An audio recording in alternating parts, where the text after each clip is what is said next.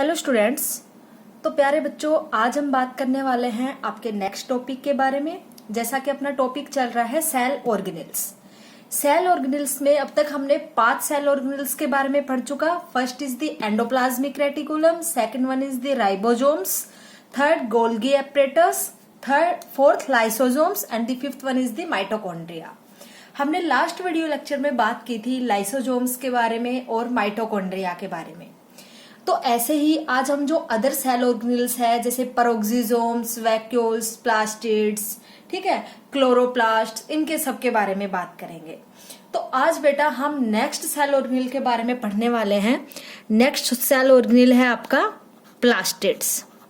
किसके बारे में बात करेंगे आज हम? प्लास्टिड्स के बारे में, कि जो प्लास्टिड्स है वो क्या होते हैं। तो जो मैंने आपको बेसिक डिफरेंसेस बताए थे between the animal cell and the plant cell, वहां पे मैंने इस पॉइंट को आपको डिस्क्राइब किया था बेटा कि जो प्लास्टिड्स है वो ओनली और ओनली प्लांट सेल में प्रेजेंट होते हैं, प्लांट्स में प्रेजेंट होते हैं, एनिमल्स में एब्सेंट होते हैं, एनिमल्स में प्रेजेंट नहीं होते। ठीक है, तो सबसे पहले तो हम क्या लिखेंगे? Occurs in plant cells and are absent in animal cells। ठीक है, प्लांट सेल्स में तो प्रेजेंट होते हैं और एनिमल सेल्स में ये एब्सेंट होते हैं। सबसे फर्स्ट जो पॉइंट है वो क्या है कि ये प्लांट सेल्स में प्रेजेंट होते हैं जबकि एनिमल सेल्स में एब्सेंट होते हैं। This point is very very important और ये मैंने आपको पहले भी बता चुका है। ठीक है, अब हम बात करें अगर आगे प्लास्टिड्स के बारे में, तो जैसा कि बेटा हमने माइटोकॉन्ड्रिया के बारे में जब पढ़ा था तो हमने उसको सेमी ऑटोनोमस ऑर्गेनेल बोला था। उसको सेमी ऑटोनोमस ऑर्गेनेल क्यों बोला था? क्योंकि उसके पास खुद का अपना डीएनए और राइबोसोम्स होते हैं जिनकी वजह से वो सेल्फ रेप्लिकेशन कर सकता है। सेल्फ रेप्लिकेशन का मतलब क्या हुआ? डीएनए का रेप्लिकेशन, डीएनए का डुप्लीकेशन। ठीक है, तो उसके पास खुद का डीएनए प्रेजेंट है तो वो सेल्फ रेप्लिकेटिंग कर सकता है, उसके पास, ठीक है, सेल्फ रेप्लिकेशन करने की पावर है। उसके अलावा वो खुद इट्स ओन प्रोटीन सिंथेसिस कर सकता है। उसको किसी अदर राइबोसोम की जरूरत नहीं होती, वो किसी अदर राइबोसोम पे डिपेंड नहीं करता फॉर द प्रोटीन सिंथेसिस। हमने ये 2 बातें पढ़ी थी माइटोकॉन्ड्रिया में। तो बेटा वो 2 सेम पॉइंट्स आप प्लास्टिड्स में भी देखोगे कि प्लास्टिड्स के भी खुद के डीएनए होता है, खुद का जीनोम होता है जिसे हम जीनोम बोलते हैं। ठीक है, खुद का डीएनए होता है और खुद के राइबोसोम्स होते हैं। तो ये सेल्फ रेप्लिकेटिंग कर सकते हैं, सेल्फ रेप्लिकेशन कर सकते हैं because of the presence of its DNA. ठीक है, और खुद ही प्रोटीन सिंथेसिस भी कर सकते हैं because of the presence of ribosomes in it. ठीक है, समझ में आ गया? तो हम क्या बोलेंगे बेटा? नेक्स्ट पॉइंट अगर हम बोलेंगे तो हम क्या बोलेंगे? लाइक माइटोकॉन्ड्रिया, माइटोकॉन्ड्रिया की तरह।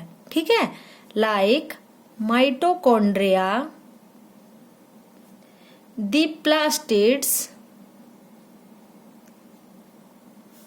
also have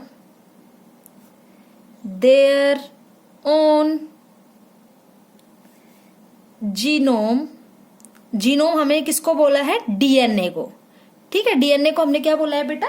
genome and ribosomes. ठीक है, प्लास्टिड्स के पास भी खुद का डीएनए होता है और खुद के राइबोसोम्स होते हैं, इसलिए सेल्फ रेप्लिकेशन कर सकते हैं।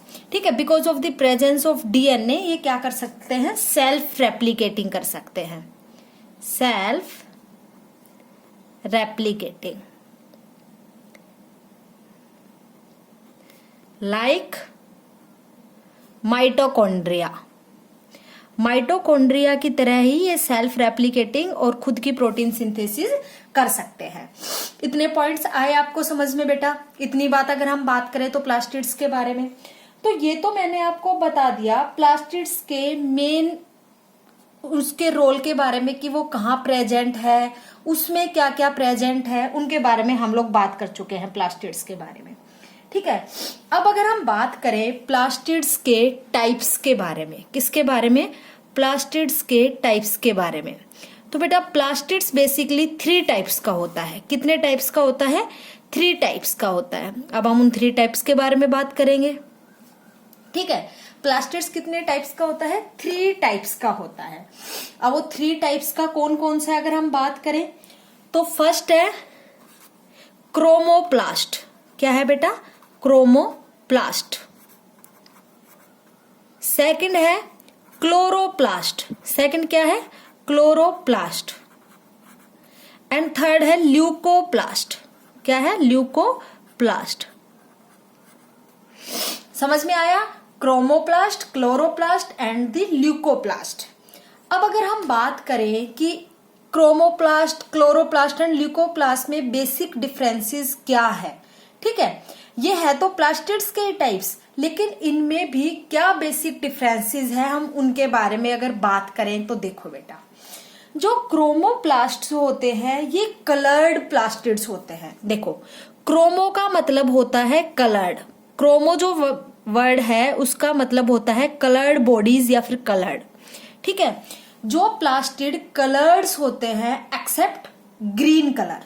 ठीक है, ग्रीन कलर को छोड़ के जितने भी कलर्ड है, जितने भी कलर्स है, वो सारे टाइप के जो प्लास्टिड्स है वो किस टाइप के प्लास्टिड्स है? क्रोमोप्लास्ट प्लास्टिड्स है। ठीक है, तो क्रोमोप्लास्ट प्लास्टिड्स कौन से होंगे? कलर्ड प्लास्टिड्स होंगे। कलर्ड प्लास्टिड्स एक्सेप्ट, याद रखना, एक्सेप्ट ग्रीन कलर। ठीक है, ग्रीन कलर को छोड़ के और बाकी जो कलर्स है वो सारे कलर के जो प्लास्टिड्स है वो कौन से होंगे? क्रोमोप्लास्ट होंगे। मतलब जो क्रोमोप्लास्ट के अंदर जो प्लास्टिड्स आते हैं वो कलरफुल होते हैं। ठीक है, इतनी बात समझ में आई बेटा। नेक्स्ट हम बात करते हैं क्लोरोप्लास्ट के बारे में। तो देखो, आपने नाम सुना होगा क्लोरोप्लास्ट, जिसमें क्लोरोफिल पिगमेंट प्रेजेंट होता है। ठीक है, जो कि बेसिकली फोटोसिंथेसिस के लिए हेल्पफुल होता है। तो क्लोरोप्लास्ट जो है वो बेसिकली जो प्लास्टिड है वो किस कलर का होता है? वो होता है ग्रीन कलर का। किस कलर का होता है बेटा? ग्रीन कलर प्लास्टिड्स है ये। ठीक है, इसीलिए हमने यहाँ पे प्लास्ट में एक्सेप्ट ग्रीन कलर लिखा। क्यों? क्योंकि जो क्लोरोप्लास्ट होते हैं वो होते हैं ग्रीन कलर के। ठीक है, तो क्रोमोप्लास्ट कैसे होते हैं? सभी कलर के होते हैं except green colour. And the chloroplast हमने क्या बोला? ग्रीन कलर के प्लास्टिड्स होते हैं। इतनी बात आ गई समझ में। अब हम बात करते हैं ल्यूकोप्लास्ट के बारे में। तो ये जो प्लास्टिड्स के टाइप्स है, जो 3 टाइप्स हम बात कर रहे हैं, क्रोमोप्लास्टिड्स, क्लोरोप्लास्टिड्स एंड द ल्यूकोप्लास्ट्स, ये हम किसके बेसिस पे कर रहे हैं बेटा? कलर के बेसिस पे कर रहे हैं कि जो प्लास्टिड्स है वो किस किस कलर के पाए जा सकते हैं, उनके बेसिस पे हमने कैटेगराइज किया है प्लास्टिड्स को। अब थर्ड हम बात करते हैं ल्यूकोप्लास्ट के बारे में। तो बेटा ल्यूकोप्लास्ट जो प्लास्टिड्स होते हैं वो बेसिकली कलरलेस प्लास्टिड्स होते हैं, जिनका कोई भी कलर नहीं होता। जो कलरलेस होते हैं उन प्लास्टिड्स को हम क्या बोलते हैं? ल्यूकोप्लास्ट। तो ल्यूकोप्लास्ट बेसिकली कौन से प्लास्टिड्स होते हैं? कलरलेस प्लास्टिड्स होते हैं। ठीक है, इतनी बात समझ में आई। तो बेटा ये हमने बात की है बेसिकली प्लास्टिड्स के बारे में। किसके बारे में बात की है? प्लास्टिड्स के बारे में। ठीक है, अब हम लोग जो क्रोमोप्लास्ट है, क्लोरोप्लास्ट है, ल्यूकोप्लास्ट है, इनमें से अगर हम बात करें तो सबसे पहले हम पढ़ेंगे क्लोरोप्लास्ट के बारे में। क्योंकि और हम क्लोरोप्लास्ट के बारे में ही पढ़ेंगे क्योंकि सबसे ज्यादा इंपॉर्टेंट यही सेल ऑर्गेनेल है। ठीक है, हम क्लोरोप्लास्ट के बारे में अब आगे बात करेंगे कि क्लोरोप्लास्ट क्या होता है, क्लोरोप्लास्ट का फंक्शन क्या है, क्लोरोप्लास्ट का स्ट्रक्चर के बारे में बात करेंगे, उसके डायग्राम के बारे में हम लोग बात करेंगे, उसमें कौन कौन से लेबल्ड पार्ट प्रेजेंट होते हैं उनके बारे में हम लोग बात करेंगे। ठीक है बेटा, तो नेक्स्ट हम बात करते हैं क्लोरोप्लास्ट्स के बारे में।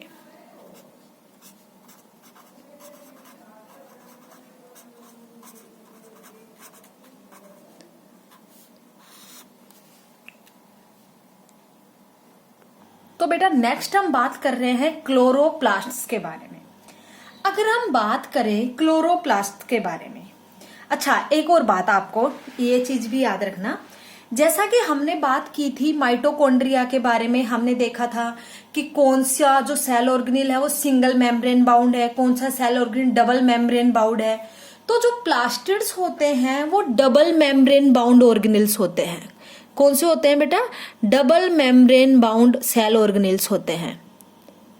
ठीक है, तो ये पॉइंट भी आप याद रखना, क्योंकि काफी बार ये भी क्वेश्चन पूछ लिया जाता है कि आपको ऊपर दे देंगे कि which of the following is double membrane bound cell organelle, और नीचे आपको एग्जांपल्स दे देंगे। तो आपको ये याद रखना है, ठीक है, कि double membrane bound cell organelle कौन कौन से होते हैं। अब हम बात करते हैं क्लोरोप्लास्ट्स के बारे में। तो देखो बेटा, सबसे पहले अगर हम बात करें क्लोरोप्लास्ट की प्रेजेंस के बारे में, कि जो क्लोरोप्लास्ट है वो किस टाइप के प्लांट्स में, किस टाइप के ट्रीज वगैरह में या फिर किन में प्रेजेंट होते हैं। तो जो क्लोरोप्लास्ट है वो बेसिकली किन में प्रेजेंट होते हैं? ये प्रेजेंट होते हैं basically present in green algae, green algae में प्रेजेंट होते हैं, ठीक है, एंड हायर प्लांट्स, जो हायर प्लांट्स होते हैं उनमें प्रेजेंट होते हैं। ठीक है, तो क्लोरोप्लास्ट की जो सबसे पहले प्रेजेंस की अगर हम बात करें तो ये किन में प्रेजेंट होते हैं बेटा? ग्रीन एल्गे में और हायर प्लांट्स में प्रेजेंट होते हैं। ठीक है, इतनी बात आ गई समझ में। अब हम बात करते हैं नेक्स्ट पॉइंट के बारे में। अब अगर हम बात करें क्लोरोप्लास्ट्स के बारे में, तो देखो जैसे मैंने आपको बताया कि क्लोरोप्लास्ट जो है एक ग्रीन कलर का पिगमेंट अपने अंदर रखते हैं, ग्रीन कलर का पिगमेंट कंटेन करते हैं, और उस पिगमेंट का नाम क्या है? क्लोरोफिल। उस पिगमेंट का क्या नाम है बेटा? क्लोरोफिल। अब ये जो पिगमेंट्स है, क्लोरोफिल जो पिगमेंट है, ये किस में हेल्पफुल होता है? फोटोसिंथेसिस में हेल्पफुल होता है, फोटोसिंथेसिस कराता है। और फोटोसिंथेसिस क्या होता है? प्लांट्स का फूड प्रिपेयर करना in the presence of sunlight. ठीक है, तो क्लोरोफिल की हेल्प से, क्लोरोप्लास्ट्स की हेल्प से फोटोसिंथेसिस का प्रोसेस हो रहा है प्लांट्स में, इसलिए हम क्लोरोप्लास्ट्स को क्या बोलते हैं? Kitchen of the cells. क्योंकि सेल्स के लिए जो खाना बन रहा है, जो फोटोसिंथेसिस के थ्रू जो खाना बन रहा है, उसमें कौन हेल्पफुल है?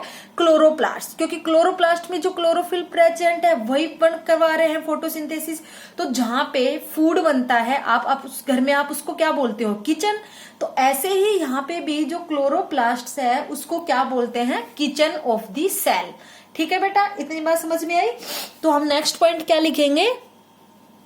They have a green pigment, एक पिगमेंट कंटेन करके रखते हैं, इसलिए हमने इनको बोला ग्रीन कलर प्लास्टिड्स। ठीक है, green pigment called chlorophyll, called chlorophyll.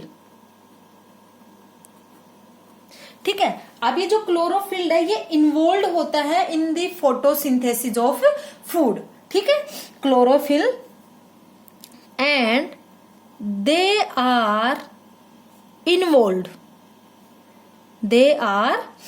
involved in the photosynthesis of food। ठीक है, फोटोसिंथेसिस में हेल्प करते हैं ये, इसलिए हम इनको क्या बोलेंगे? So the chloroplast are the kitchen of the cells. क्योंकि ये सेल्स की क्या है? किचन है। क्योंकि जो फूड जो बन रहा है वो कहां पे बन रहा है? क्लोरोप्लास्ट में बन रहा है with the help of photosynthesis. ठीक है, तो हम क्या बोलेंगे बेटा? So chloroplasts are the kitchens of the cells, kitchens of the cells. इतनी बात आ गई आपको समझ में? ठीक है, क्लोरोप्लास्ट को हमने किचन ऑफ दी सेल क्यों बोला? तो ये हो गया बेसिक जो मैंने आपको बताया कि क्लोरोप्लास्ट है वो एक फोटोसिंथेटिक पिगमेंट कंटेन करके रखते हैं जिसका नाम है क्लोरोफिल, जो कि फोटोसिंथेसिस में हेल्प करते हैं। और फोटोसिंथेसिस का मतलब क्या होता है? Make the food in the presence of sunlight. तो जब फूड यहाँ पे मेकिंग हो रहा है, फूड बन रहा है, तो हमने इनको क्या बोल दिया? Kitchen of the cells. इतनी बात आ गई आपको समझ में बेटा? ठीक है, अब अगर हम बात करें क्लोरोप्लास्ट के बारे में कि जो क्लोरोप्लास्ट है वो सिंगल मेम्ब्रेन बाउंड होता है, डबल मेम्ब्रेन बाउंड होता है। तो जो क्लोरोप्लास्ट जो सेल ऑर्गेनेल है वो कैसा होता है बेटा, डबल मेम्ब्रेन बाउंड होता है। कैसा होता है, double membrane bound cell organelle होता है। दो मेम्ब्रेन्स होती है, ठीक है, outer membrane and the inner membrane. अब हम क्लोरोप्लास्ट के डायग्राम की बात करते हैं, ठीक है, कि डायग्रामेटिकली जो क्लोरोप्लास्ट है वो कैसा होता है, इसमें कौन कौन से पार्ट्स होते हैं, उनके बारे में हम लोग बात करते हैं बेटा। तो अब अगर हम बात करें क्लोरोप्लास्ट के डायग्राम्स के बारे में, डायग्राम के बारे में, तो देखो सबसे पहले तो हम बनाएंगे क्लोरोप्लास्ट जो है वो डबल मेम्ब्रेन बाउंड है। तो सबसे पहले तो हम दो मेम्ब्रेन्स बनाएंगे,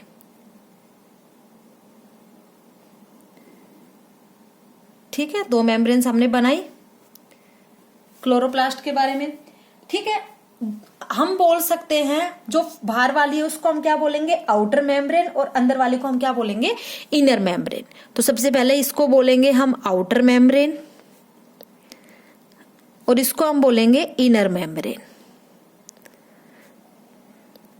इतनी बात समझ में आई।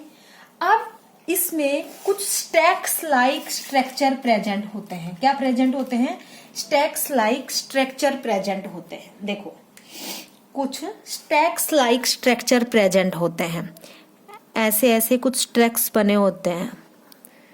एक स्टैक में एक स्ट्रक्चर प्रेजेंट होता है, ठीक है, ऐसे प्रेजेंट होते हैं, स्टैक्स में स्ट्रक्चर प्रेजेंट होते हैं।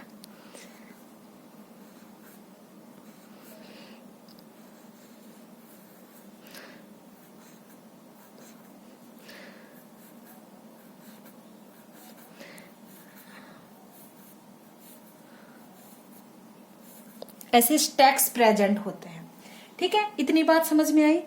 अब ये जो स्टैक्स है इनके बीच में अदर स्ट्रक्चर्स प्रेजेंट होते हैं, जैसे कि अब एक और स्टैक यहाँ पे भी होगा, ठीक है, मैं आपको सिंगल से ही रिप्रेजेंट कर रही हूँ। जैसा डायग्राम ये बनाया है ऐसे बहुत सारे टाइप के यहाँ पे स्टैक्स प्रेजेंट होते हैं, लेकिन मैं आपको सिंगल ही बना के दिखा रही हूँ, ठीक है बेटा। अब यहाँ पे और भी जो अदर सब और उससे ऑर्गेनेल्स प्रेजेंट है उनके बारे में भी हम लोग बात करेंगे, ठीक है। जैसे कि मैं अलग अलग कलर से लेबलिंग कर रही हूं ताकि आपको बेटर समझ में आए, ठीक है। अब अगर हम और बात करें,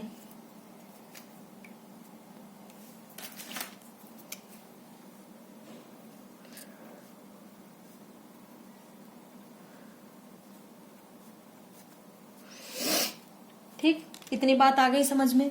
अब अगर उसके बाद अगर हम बात करें,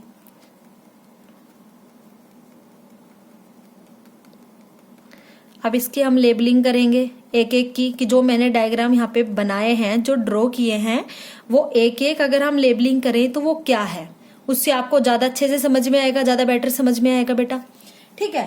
तो ये हमने कर दिया। अब हम लोग बात करते हैं इसकी लेबलिंग की। तो देखो बेटा, जो आपको यहाँ पे जो पिंक कलर की जो डॉट्स नजर आ रही है, ये क्या है, राइबोसोम। ये क्या है बेटा, राइबोसोम्स। क्योंकि मैंने आपको बताया था प्लास्टिड्स की खुद की राइबोसोम्स होती हैं, खुद का डीएनए होता है। तो ये क्लोरोप्लास्ट है, it is a type of plastids. तो यहाँ पे भी हम क्या दिखाएंगे, राइबोसोम्स के बारे में दिखाएंगे और डीएनए के बारे में भी दिखाएंगे। और ये जो स्ट्रक्चर आपको दिखाई दे रहा है ये क्या है बेटा, डीएनए। ये क्या है, डीएनए। इतनी बात आ गई आपको समझ में, ठीक है। अब उसके बाद अगर हम बात करें तो यहाँ पे ये जो एक स्ट्रक्चर आपको दिखाई दे रहा है, देखो जैसे रेड है और इसमें एक फ्लूइड प्रेजेंट है, इसको हम क्या बोलेंगे, स्टार्च ग्रेन। स्टार्च ग्रेन, ठीक है, इतनी बात आ गई समझ में। तो ये तो हमने कर ली लेबलिंग, ठीक है, स्टार्च ग्रेन। और जो मैंने आपको वैसे जो एक डॉटेड डॉटेड जो एक फ्लूइड जो दिखाया है पेन से, ये जो स्मॉल स्मॉल जो डॉट्स मैंने आपको दिखा रखे हैं, ये डॉटेड वाला जो स्ट्रक्चर है जहां पे एक फ्लूइड प्रेजेंट है, फ्लूइड लाइक स्ट्रक्चर प्रेजेंट है, एक मैट्रिक्स प्रेजेंट है, इसको हम क्या बोलेंगे, स्ट्रोमा। इसको हम क्या बोलेंगे बेटा, स्ट्रोमा, ठीक है। अब देखो, अब जो मैंने ये एक स्ट्रक्चर जो बना रखा है, एक जो स्टैक लाइक जो स्ट्रक्चर बना रखा है, इसमें अगर हम बात करें तो देखो, एक पूरा जो स्ट्रक्चर है, एक पूरा जो स्टैक है, ये पूरा जो स्टैक है, इस पूरे स्टैक को हम लोग बोलेंगे ग्रेनम या फिर ग्रेना। इसको हम क्या बोलेंगे बेटा? ग्रेनम। इस पूरे स्टैक को आप क्या बोलोगे? ग्रेनम। ठीक है, ऐसे इस पूरे को आप ग्रेनम बोलोगे, इस पूरे को आप ग्रेनम बोलोगे। ठीक है, और एक ग्रेनम दूसरे ग्रेनम से ज्वाइंट है, कनेक्ट है with the help of lamellae. किसकी हेल्प से कनेक्ट है? With the help of lamellae या फिर with the help of lamella. तो जो ये कनेक्टिव है, जो दोनों ग्रेनम को, दोनों ग्रेना को एक दूसरे से ज्वाइंट कर रहा है, इसको हम बोलेंगे लैमिला। इतनी बात आई समझ में? ठीक है, देखो बेटा, जो मैं आपको बता रही हूं ना यहाँ पे, वो आप एज ए थ्योरी भी लिख सकते हो। ठीक है, तो जो दो ग्रेनम को जो कनेक्ट कर रहा है वो क्या है? लैमिला। अब इस पूरे स्टैक को आप क्या बोलोगे? ग्रेनम। ठीक है, और इसमें एक जो सिंगल जो मैंने एक स्टैक बनाया है, ये जो सिंगल जो मैंने एक बनाया है, इसको हम क्या बोलेंगे? एक सिंगल स्टैक को हम बोलेंगे, एक सिंगल ये मेम्ब्रेन जो मैंने एक बनाई है, इसको हम क्या बोलेंगे? इसको हम बोलेंगे थाइलाकोइड। इसको हम क्या बोलेंगे बेटा? थाइलाकोइड। समझ में आया? ठीक है, diagram is very very easy, समझ में आ गया आपको? ठीक है, देखो, जो एक पूरा स्टैक है, अब हम क्या बोल देंगे? ग्रेनम क्या है? Stack of thylakoids. इतनी बात समझ में आई? ठीक है, देखो, अब अगर हम डायग्रामेटिकली अगर हम इसकी बात करें तो इसने क्या बताया है? देखो, पूरे एक स्टैक को हमने क्या बोला? ग्रेनम। ऐसे ये भी एक पूरा स्टैक क्या है? ग्रेनम। ऐसे ये भी एक पूरा स्टैक क्या है? ग्रेनम। लेकिन इस पूरे स्टैक में जो सिंगल एक जो ये प्रेजेंट है, इसको हमने क्या बोला? थाइलाकोइड। क्या बोला बेटा? इसको हमने थाइलाकोइड। जो सिंगल जो सैक प्रेजेंट है, इसको हमने क्या बोला? थाइलाकोइड। ठीक है, अब देखो, जो डॉट डॉट जो पिंक कलर से जो मैंने शो किए हैं, इनको मैंने क्या बोला? राइबोसोम, क्योंकि प्लास्टिड्स के खुद के राइबोसोम होते हैं, ऐसे ही प्लास्टिड्स का खुद का डीएनए होता है। ठीक है, और इस ग्रेनम स्ट्रक्चर के आउटसाइड कुछ मैट्रिक्स प्रेजेंट होता है, मतलब कुछ फ्लूइड लाइक स्ट्रक्चर प्रेजेंट होता है, जिसको हमने क्या बोला? स्ट्रोमा। इस मैट्रिक्स में ही ये जो ग्रेनम जो स्ट्रक्चर है, ये इम्बेडेड रहता है। क्या रहता है? इम्बेडेड रहता है। ठीक है बेटा, और डबल मेम्ब्रेन बाउंड है, इसलिए हमने क्या बोला? Outer membrane and the inner membrane. और दो ग्रेनम एक दूसरे से कनेक्ट है, उस स्ट्रक्चर को हमने क्या बोला? लैमिला। ठीक है, तो ये किसका डायग्राम है? क्लोरोप्लास्ट का डायग्राम है। किसका डायग्राम है बेटा? ये क्लोरोप्लास्ट का डायग्राम है। कितनी बात समझ में आ गई आपको? ठीक है, अब हम बात करते हैं नेक्स्ट पॉइंट के बारे में। तो जैसे दो membrane bounded, double membrane bounded जो ऑर्गेनेल है क्लोरोप्लास्ट, इसके बेसिकली टू रीजन्स होते हैं, टू डिस्टिंक्ट रीजन्स होते हैं। फर्स्ट को आप क्या बोलोगे? ग्रेनम। सेकंड को आप क्या बोलोगे? स्ट्रोमा। ठीक है, स्ट्रोमा जो आउटसाइड जहां पे फ्लूइड प्रेजेंट है, जहां पे मैट्रिक्स प्रेजेंट है, और सेकंड जहां पे ग्रेनम जो स्ट्रक्चर है, ग्रेना जो स्ट्रक्चर है, वो क्या है? इम्बेडेड है। इतनी बात समझ में आई बेटा? तो क्लोरोप्लास्ट में बेसिकली दो डिस्टिंक्ट रीजन्स होते हैं। क्या होते हैं? Two distinct regions in chloroplast. ठीक है, वो दो डिस्टिंक्ट रीजन्स कौन कौन से, अगर हम बात करें दो डिस्टिंक्ट रीजन्स के बारे में, तो सबसे फर्स्ट जो रीजन है उसको आप क्या बोलोगे? ग्रेना, या इसी को आप बोल सकते हो ग्रेनम। सिंगुलर प्लूरल के हिसाब से नेम चेंज है, वरना ग्रेना ग्रेनम आप दोनों बोल सकते हो। ठीक है, सेकंड क्या है? स्ट्रोमा। तो अब एक बार हम बात करेंगे ग्रेना की या ग्रेनम की, सेकंड हम बात करेंगे स्ट्रोमा के बारे में। ठीक है बेटा, तो अगर हम बात करें ग्रेनम की या ग्रेना की, तो ये क्या है? Stacks of thylakoid. ग्रेनम के बारे में मैंने आपको बताया क्या है? Stacks of thylakoid. एक flattened like sac like structure है, एक फ्लैटेंड स्ट्रक्चर है जो एक स्टैक में प्रेजेंट है, और उसको हमने क्या बोला है? ग्रेनम। ठीक है बेटा, तो ग्रेनम में हम लोग अगर बात करें तो ग्रेनम में हम बेसिकली क्या लिखेंगे, क्या नोट करेंगे हम ग्रेनम में? Grana are the stacks of membrane bounded flattened sacs। ठीक है, और इस एक सैक को हमने क्या बोला है, थाइलाकॉइड। तो हम ब्रैकेट में लिख देंगे कर्ल्ड थाइलाकॉइड। ठीक है, एक को हमने क्या बोला, थाइलाकॉइड, और पूरे स्टैक को हमने क्या बोला है, ग्रेना। इतनी बात समझ में आ गई। अब ये जो थाइलाकॉइड्स जो स्ट्रक्चर जो मैंने आपको बताया है, जो ग्रेनम बताया है, ये क्या कंटेन करके रखता है, क्लोरोफिल पिगमेंट को कंटेन करके रखता है। क्या कंटेन करके रखता है बेटा, क्लोरोफिल पिगमेंट को कंटेन करके रखता है। तो हम क्या लिखेंगे, sacs and contain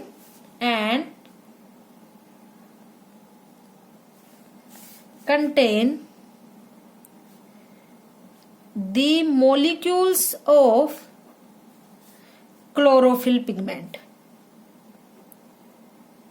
तो अब क्लोरोफिल अगर यहाँ पे प्रेजेंट है तो जो फोटोसिंथेसिस का जो प्रोसेस है वो कहाँ पे होगा, ग्रेना में ही होगा। ठीक है, तो इसको ग्रेनम को या फिर ग्रेना को हम क्या बोलते हैं, it is the main functional unit of chloroplast. क्योंकि क्लोरोप्लास्ट का जो मेन वर्क है, फोटोसिंथेसिस का जो मेन वर्क है, वो किसके द्वारा परफॉर्म किया जा रहा है, ग्रेनम के द्वारा परफॉर्म किया जा रहा है, ग्रेना के द्वारा परफॉर्म किया जा रहा है।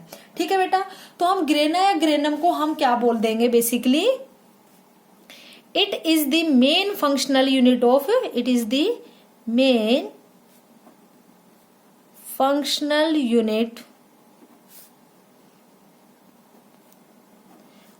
grana of chloroplast। ठीक है, क्लोरोप्लास्ट के जो सबसे बेसिक और सबसे फंक्शनल जो यूनिट है वो क्या है, ग्रेना। ठीक है, अब देखो यहाँ पे क्लोरोफिल प्रेजेंट है, यहाँ पे फोटोसिंथेसिस हो रहा है। ठीक है, तो यहाँ ये मेन फंक्शनल यूनिट भी है क्लोरोप्लास्ट की। तो जो लाइट रिएक्शन जो होती है, अब देखो प्लांट्स में 2 टाइप की रिएक्शंस होती है, one is the light reaction, second one is the dark reaction. तो जो लाइट रिएक्शन होती है फोटोसिंथेसिस की ही दोनों रिएक्शंस होती है, बस जो प्रोडक्ट्स हैं वो अलग अलग बनते हैं। ठीक है, तो अभी सिर्फ आपको इतना याद रखना है कि फोटोसिंथेसिस में 2 रिएक्शंस होती है, first one is the light reaction, second is the dark reaction. तो जो ग्रेना है, जो ग्रेनम जो पार्ट है जहां पे क्लोरोफिल पिगमेंट प्रेजेंट है, जिसकी वजह से फोटोसिंथेसिस हो रहा है, यहाँ पे कौन सी रिएक्शन परफॉर्म होती है, बेसिकली लाइट रिएक्शन। ठीक है, तो ग्रेनम में कौन सी रिएक्शन होती है, light reaction. Grana is the site for light reaction। ठीक है, लाइट रिएक्शन जो होती है ड्यूरिंग द फोटोसिंथेसिस, ठीक है, वो बेसिकली कहाँ होती है, ग्रेना में होती है। अब इतनी बात कर चुके हैं हम ग्रेनम के बारे में, ग्रेना के बारे में। अब हम लोग बात करेंगे स्ट्रोमा के बारे में। तो अगर हम डायग्रामेटिकली देखें तो बेटा देखो, स्ट्रोमा क्या है, एक मैट्रिक्स है जिसके अंदर ग्रेनम भी इम्बेडेड है, राइबोसोम्स, स्टार्च ग्रेन, डीएनए, जितने भी अदर जो स्ट्रक्चर्स है वो कहाँ इम्बेडेड है, स्ट्रोमा में इम्बेडेड है, इस मैट्रिक्स में इम्बेडेड है। ठीक है, तो स्ट्रोमा के बारे में अगर हम बात करें तो स्ट्रोमा बेसिकली क्या है, it is the mixture in which grana are embedded. Grana embedded है, बहुत सारे टाइप के फोटोसिंथेटिक एंजाइम्स भी इम्बेडेड होंगे, स्टार्च ग्रेन इम्बेडेड है, डीएनए इम्बेडेड है, राइबोसोम्स इम्बेडेड है, अगर हम डायग्राम से देखें तो। ठीक है, तो हम क्या लिखेंगे, it is a matrix in which grana are embedded. ठीक है, ग्रेना आर इम्बेडेड, और अदर टाइप के भी बहुत सारे टाइप के फोटोसिंथेटिक एंजाइम्स या फिर ये स्टार्च ग्रेना, डीएनए, राइबोसोम, उनको भी कंटेन करता है। ठीक है, और आगे हम क्या लिख सकते हैं, it also contains a variety of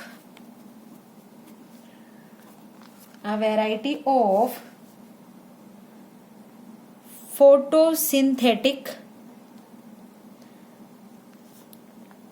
enzymes, ठीक है, photosynthetic enzymes, starch grains, DNA and ribosomes. ठीक है, अब बेसिकली जो स्ट्रोमा है वो मैंने आपको क्या बताया, एक मैट्रिक्स है जिसमें अदर जो ऑर्गेनेल्स यहाँ पे प्रेजेंट है, अदर जो यहाँ पे अदर टाइप के फोटोसिंथेटिक एंजाइम्स हुए, डीएनए हुआ, राइबोसोम हुआ, ग्रेना हुआ, वे इम्बेडेड है। ठीक है, तो अब यहाँ पे जो रिएक्शन है, स्ट्रोमा जो साइट है वो कैसी रिएक्शन के लिए है, फॉर द डार्क रिएक्शन के लिए है।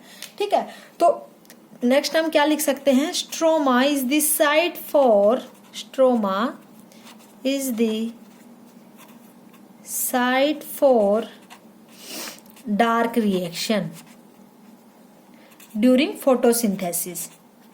ठीक है, तो आपको सिर्फ इतना याद रखना है कि फोटोसिंथेसिस के दौरान दो टाइप की रिएक्शंस होती है। First one is the light reaction, second is the dark reaction. Light reaction कहाँ पे होती है, ग्रेना या फिर ग्रेनम में, और डार्क रिएक्शन कहाँ पे होती है, स्ट्रोमा में। ठीक है बेटा, काफी बार क्वेश्चन में ये भी आ जाता है कि लाइट रिएक्शन कहाँ पे होती है, नीचे आपको ग्रेनम ना देके थाइलाकोइड दे देंगे। ठीक है, तो थाइलाकोइड भी ठीक है अगर ग्रेनम वहां पे या ग्रेना वहां पे नहीं लिखा हुआ, तो कंफ्यूज मत होना। इतनी बात आ गई आपको समझ में। ठीक है, तो ये हमने बात की है बेटा क्लोरोप्लास्ट के बारे में। अब हम बात करेंगे फंक्शंस के बारे में, फंक्शंस ऑफ प्लास्टिड्स, क्योंकि प्लास्टिड्स का ही टाइप था क्लोरोप्लास्ट जिसके बारे में हम लोगों ने अभी बात की थी। तो अब हम प्लास्टिड्स के फंक्शंस के बारे में बात करेंगे बेटा। ठीक है, तो नेक्स्ट हम बात करेंगे functions of plastids, functions of plastids,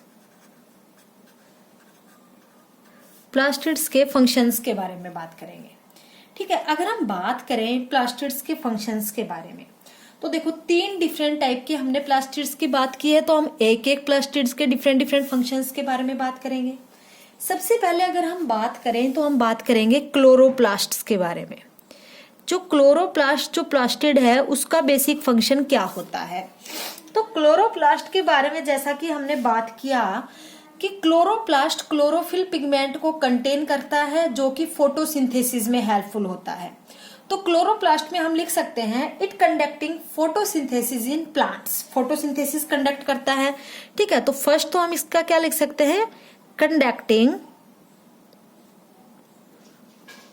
photosynthesis in plants.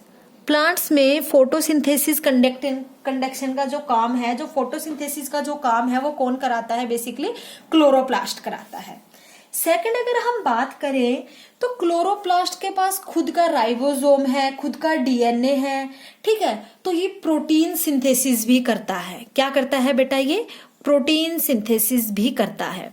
अगर आपको इतना पता है कि जो राइबोसोम प्रेजेंट है, इनका खुद का राइबोसोम प्रेजेंट है, वो राइबोसोम का मेन फंक्शन क्या होता है, प्रोटीन सिंथेसिस कराना, तो आप उसके बेसिस पे भी अगर आपको एक सिंगल पॉइंट भी पता है ना बेटा, तो भी आप फंक्शंस लिख सकते हो।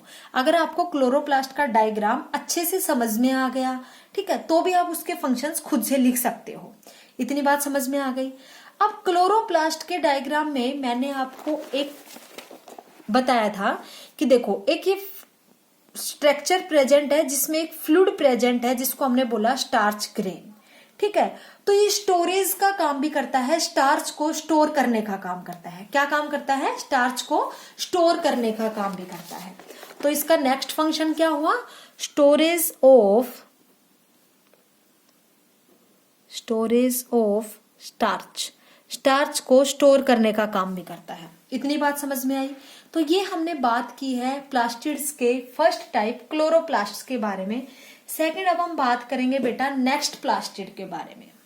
तो सेकंड हम बात करेंगे क्रोमोप्लास्ट्स के बारे में, क्रोमोप्लास्ट्स के बारे में, क्रोमोप्लास्ट के बारे में।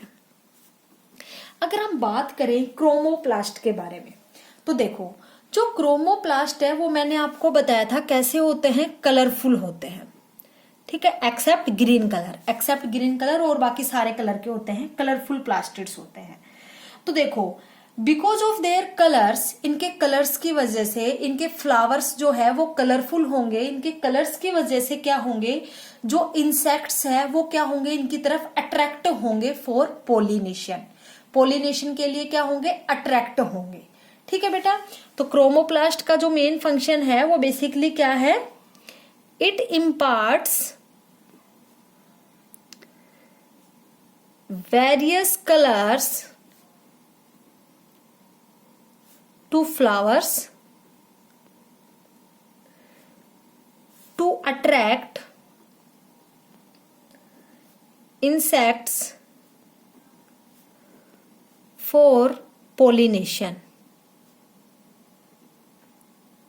आई बात समझ में? ठीक है, ये बहुत सारे टाइप के वेरियस कलर्स प्रोवाइड करते हैं फ्लावर्स को, जो कि इंसेक्ट्स को अट्रैक्ट करते हैं फॉर पोलिनेशन। किसके लिए अट्रैक्ट करते हैं बेटा, फॉर पोलिनेशन। ठीक है, अब पोलिनेशन क्या होता है अगर हम बात करें, ठीक है, तो पोलिनेशन का मतलब क्या होता है, पोलन ग्रेन्स का रिलीज होना एंथर्स से स्टिग्मा के ऊपर। ठीक है, ट्रांसफर होना पोलन ग्रेन्स का from the anther to the stigma. जब आप फ्लावर का डायग्राम पढ़ोगे वहां पे आपको अच्छे से समझ में आएगा व्हाट इज पोलिनेशन। ठीक है, अभी सिर्फ आप इतना याद रखो, फर्टिलाइजेशन के लिए, पोलिनेशन के लिए जो बेसिकली जो हेल्पफुल होते हैं, बेसिकली वो इंसेक्ट्स जो है वो पोलिनेशन जो परफॉर्म करते हैं वो किससे करते हैं, फ्लावर्स अट्रैक्ट करते हैं उन्हें, फ्लावर्स से लेते हैं, ठीक है, नेक्टर वगैरह इकट्ठा करते हैं, वो सब जो प्रोसेस होता है वो, जैसे आपने देखा होगा हनी बीज वगैरह होती है, वो फ्लावर्स पे बैठ के उनका नेक्टर इकट्ठा करती है, फिर अपना हनी मेक करती है। ठीक है, ऐसे ही और इंसेक्ट्स होते हैं जो पोलिनेशन के लिए भी फ्लावर्स को सक करते हैं, फ्लावर्स पे बैठते हैं। ठीक है, इतनी बात आ गई समझ में। थर्ड हम लोग बात करेंगे बेटा ल्यूकोप्लास्ट के बारे में। अब जो ल्यूकोप्लास्ट जो प्लास्टिड्स है वो कलरलेस होते हैं, मैंने आपको बताया था। ठीक है, जो कलरलेस प्लास्टिड्स होते हैं ल्यूकोप्लास्ट, ये बेसिकली किस लिए हेल्पफुल होते हैं, ये फूड को स्टोर करके रखते हैं इन दी फॉर्म ऑफ कार्बोहाइड्रेट, मतलब स्टार्च, जैसा कि मैंने बताया कि क्लोरोप्लास्ट स्टोरेज करते हैं स्टार्च को। ठीक है, तो ल्यूकोप्लास्ट का मेन पर्पस क्या होता है, फूड को स्टोर करके रखना in the form of carbohydrate, fats या फिर प्रोटीन्स। ठीक है, तो हम ल्यूकोप्लास्ट में क्या लिखेंगे, they store food in the form of carbohydrates,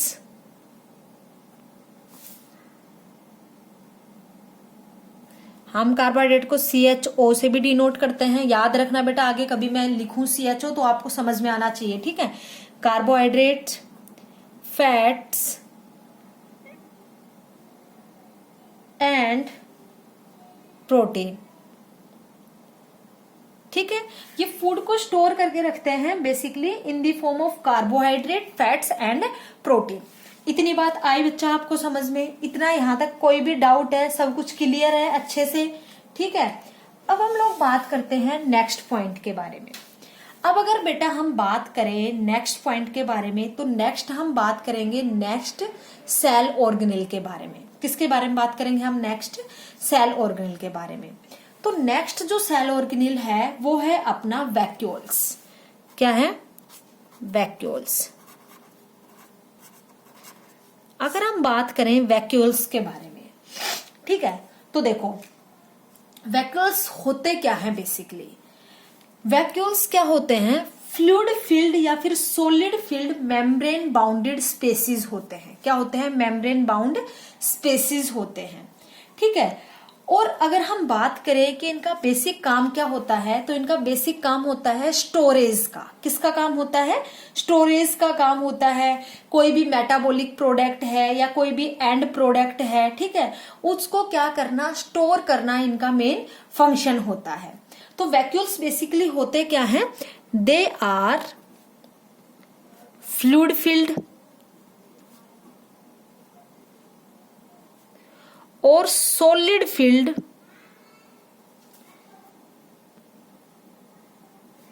and membrane bounded spaces. देखो, फ्लूइड फील्ड और सॉलिड फील्ड क्यों बोला है? क्योंकि जो भी मेटाबॉलिक वेस्ट होगा या फिर जो भी मेटाबॉलिक प्रोडक्ट होगा जो वैक्यूल्स में स्टोर रहेगा, वो फ्लूइड की फॉर्म में भी हो सकता है, सॉलिड की फॉर्म में भी हो सकता है। ऐसा तो है नहीं कोई मेटाबॉलिक प्रोडक्ट है वो सॉलिड की ही फॉर्म में हो या फिर वो फ्लूइड की ही फॉर्म में हो, ठीक है, वो किसी भी फॉर्म में पा सकता है।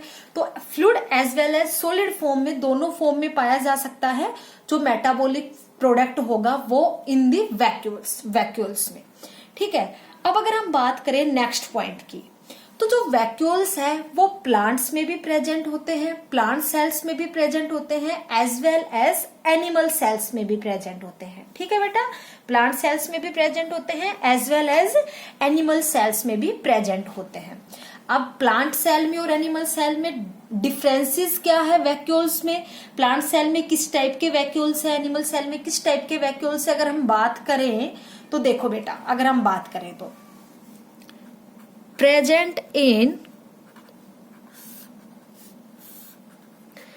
Plant cells and the animal cells, ठीक है। Vacuoles present in plant cells and the animal cells, दोनों टाइप की सेल्स में प्रेजेंट होते हैं, प्लांट्स में भी प्रेजेंट होते हैं, एनिमल्स में भी प्रेजेंट होते हैं। जो डिफरेंसेस है वो क्या होते हैं? अगर हम डिफरेंसेस की बात करें तो देखो बेटा, जो प्लांट सेल्स में जो वैक्यूल्स प्रेजेंट होते हैं उनका साइज लार्ज होता है, बड़ा होता है, और वो परमानेंट वैक्यूल्स होते हैं, मतलब वो कभी भी डिसअपियर नहीं होते, वो ऑलवेज प्रेजेंट होते हैं प्लांट सेल्स में, ठीक है। तो प्लांट सेल्स के जो वैक्यूल्स है वो कैसे होते हैं? लार्ज होते हैं, ठीक है। दूसरे अगर हम बात करें तो कैसे होते हैं? परमानेंट वैक्यूल्स होते हैं। इतनी बात समझ में आई? लार्ज होते हैं और परमानेंट होते हैं। अब अगर हम बात करें नेक्स्ट पॉइंट की, तो जो मैच्योर प्लांट सेल्स होती है, जो मैच्योर हो चुके होते हैं, जो मैच्योर प्लांट्स होते हैं, उनमें अप्रोक्स 90% जो सेल का वॉल्यूम है वो कौन ऑक्युपाई करता है? वैक्यूल्स ऑक्युपाई करते हैं, ठीक है। तो नेक्स्ट पॉइंट हम लोग बेसिकली क्या लिखेंगे? In mature plant cells, mature plant cells the vacuoles occupies almost the 90% volume of cell, ठीक है। 90% जो पार्ट है मैच्योर प्लांट सेल्स का वो किससे कंटेन होता है? वैक्यूल्स से कंटेन होता है। सपोज ये मैच्योर प्लांट की सेल बनाई है मैंने, ठीक है। इसमें जो इसका 90% जो हिस्सा है वहां पे क्या प्रेजेंट होगा? वैक्यूल प्रेजेंट होगा। बाकी ये कौन सा 90% जो पार्ट है, बाकी के बचे 10% पार्ट में अदर सेल ऑर्गेनेल्स प्रेजेंट होंगे, जैसे कि माइटोकॉन्ड्रिया, एंडोप्लाज्मिक रेटिकुलम या फिर लाइसोसोम्स, राइबोसोम्स, जो अदर है, ठीक है। बाकी का जो 90% जो वॉल्यूम होगा प्लांट सेल का वो किससे कंटेन होगा? वैक्यूल्स से कंटेन होगा, वैक्यूल्स उसमें होगा, ठीक है बेटा। इतनी बात समझ में आई अगर हम प्लांट सेल्स के बारे में अगर हम बात करें तो, ठीक है। तो ये हमने बात की है प्लांट सेल्स के बारे में। अब अगर हम बात करें नेक्स्ट पॉइंट के बारे में, तो इसका साइज जैसे जैसे बड़ा हुआ, वैक्यूल्स का जो साइज है वो बड़ा है, ठीक है। प्लांट सेल में अगर हम देखें तो 90% पार्ट जो है वो वैक्यूल ने कवर कर रखा है।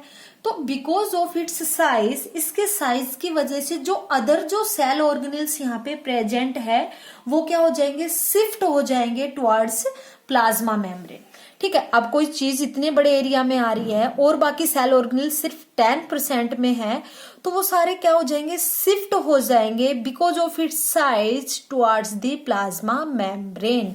तो हम नेक्स्ट पॉइंट बेटा अगर हम लिखें तो हम क्या लिखेंगे? ड्यू टू इट्स साइज, क्योंकि इसका साइज लार्ज है, due to its size other organelles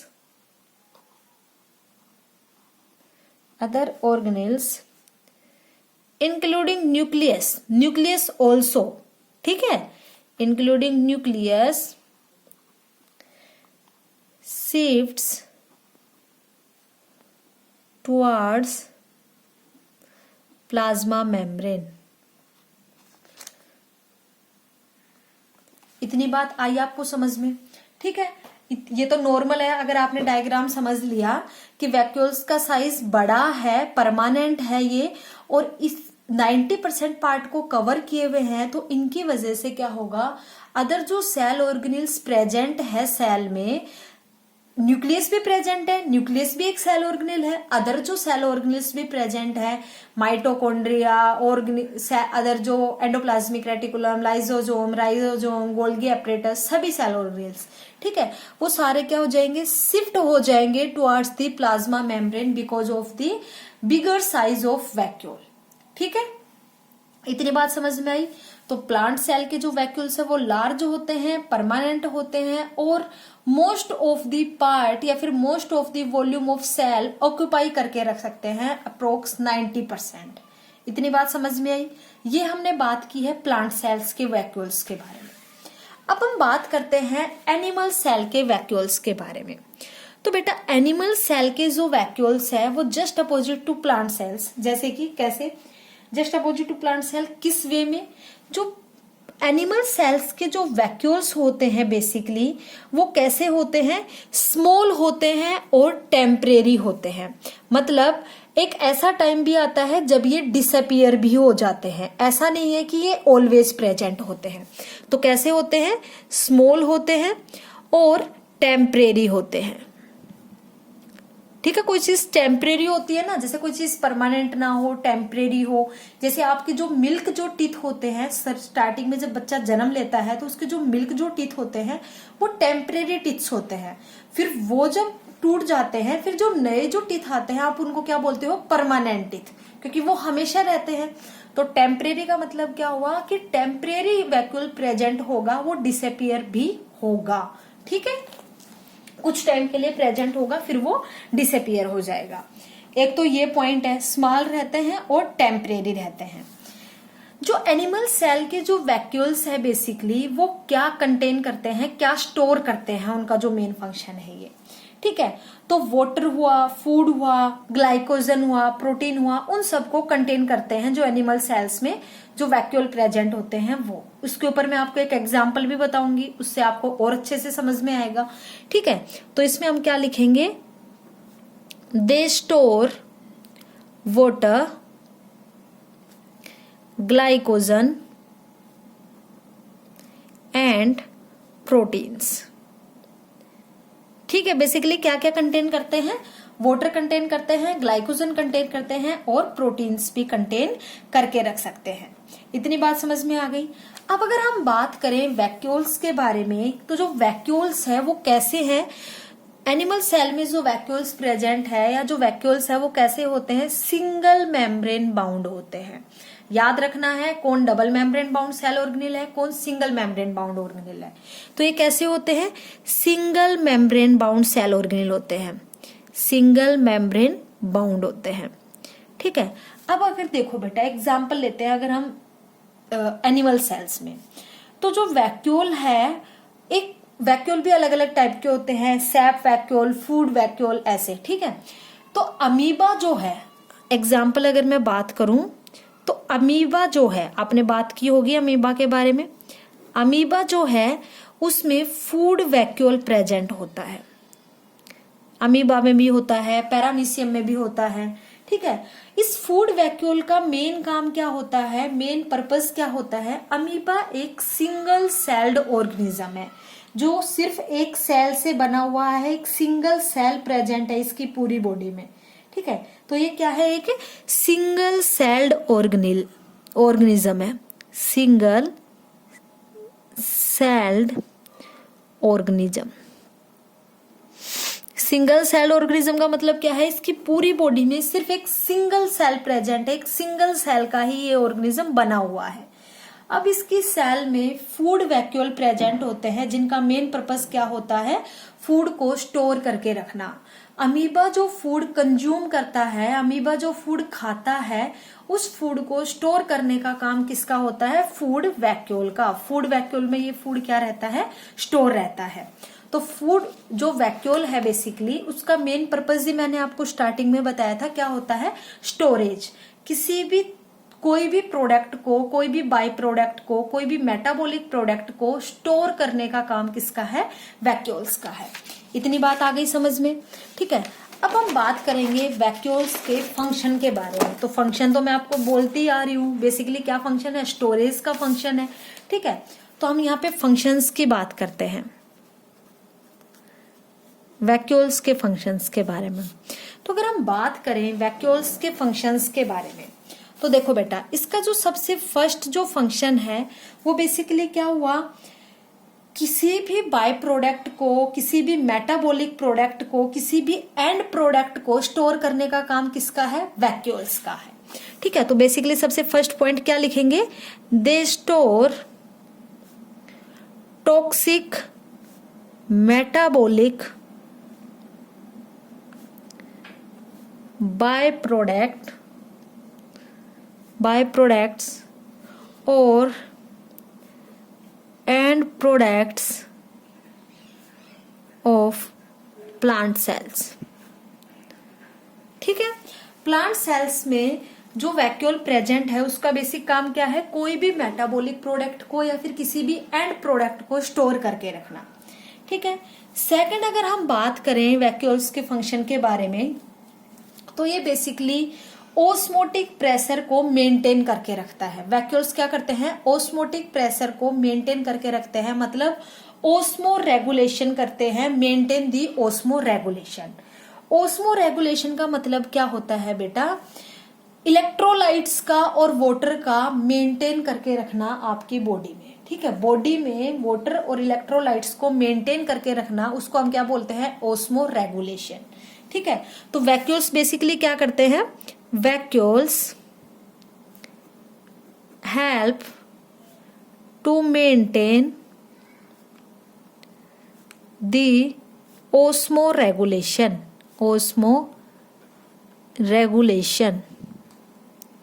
ठीक है, ओस्मो रेगुलेशन में हेल्प करते हैं जो वैक्यूल्स है वो।